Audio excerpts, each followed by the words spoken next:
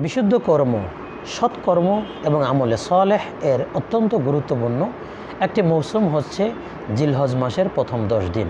সহিহ বুখারীতে আসছে, রাসূলুল্লাহ সাল্লাল্লাহু আলাইহি ওয়াসাল্লাম বলেছেন, মা মিন আইয়ামিন আল আমালু সালিহু ফিহা আহাব্বু ইলাল্লাহ মিন হাযিহিল আইয়াম, ইয়ানি আইয়ামি আশরি জিলহিজ্জা। আল্লাহ সুবহানাহু ওয়া তাআলার কাছে এই দিনগুলো অর্থাৎ জিলহজ মাসের দিনগুলোতে আল্লাহ সুবহানাহু ওয়া তাআলার জন্য সৎকর্ম করা আল্লাহ সুবহানাহু ওয়া তাআলার কাছে এই দিনগুলো ছাড়া অন্য সকল দিনের চেয়ে অনেক বেশি প্রিয়।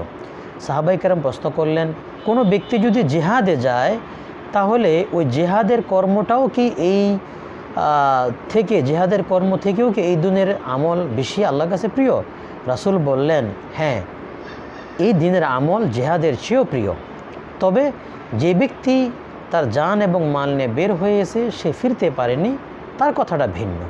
দর্শক শ্রোতা, এই হাদিস থেকে আমরা জানলাম যে সবচেয়ে শ্রেষ্ঠতম, স্বাভাবিক পর্যায়ের সবচেয়ে শ্রেষ্ঠতম দিন এই জিলহজের 10 দিন। একজন মুসলিমের জন্য এই 10 দিন আমাদেরকে অনেক বেশি সাধনা করা উচিত এবং অনেক বেশি আল্লাহ সুবহানাহু ওয়া তাআলার নৈকট্য অর্জন করা উচিত। আমরা খুব সংক্ষিপ্ত কি করব?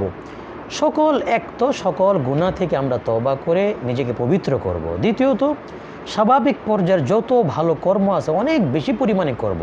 নামাজ, নফল নামাজ, কোরআন তেলাওয়াত, সাদাকাত, তাকবীর, তাশরিক, তাহমিদ ইত্যাদি সব। 3 নম্বরে, যাদের জন্য কুরবানি আমরা করব তারা অবশ্যই জিলহজের চাঁদ দেখার আগেই আমরা চুল নখ কেটে নেব। এরপরে আবার ঈদের দিন কুরবানি করার পরে আমরা নখগুলো কাটবো। 4 নম্বর আমল হচ্ছে যে খুব বেশি পরিমাণে এই দিনগুলোতে নফল রোজা রাখা, বিশেষ করে আরাফার দিনের রোজা রাখা। রাসূল বলছেন, আমি আশা করি আল্লাহ সুবহানাহু ওয়া তাআলা আরাফার 1 বছর আগের এবং পরের গুনাহ ক্ষমা করে দিবেন যদি আরাফার দিনের রোজা রাখা হয়। 5 নম্বরে, আমরা জানি এই দিনগুলোতে বিশাল এক আমল হজ, যাদের উপর সমর্থ তারা হজ করবে। 6 নম্বরে, তাশরিকের আরেকটা আমল আছে, 9ম দিনের ফজর থেকে নিয়ে 13 তারিখ আসর পর্যন্ত তাকবীরে তাশরিক, যেটাকে বলা হয় ফরজ নামাজের পর পুরুষ মহিলা সকলের জন্য এই আমলটা করা। এবং আরেকটি গুরুত্বপূর্ণ আমল হচ্ছে যে আমরা জানি জিলহজের 10ম দিন কুরবানি করা।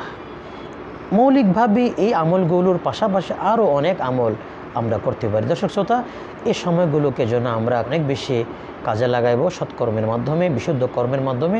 আল্লাহ তাআলা আমাদেরকে আমল করার তৌফিক দান করেন। আমিন।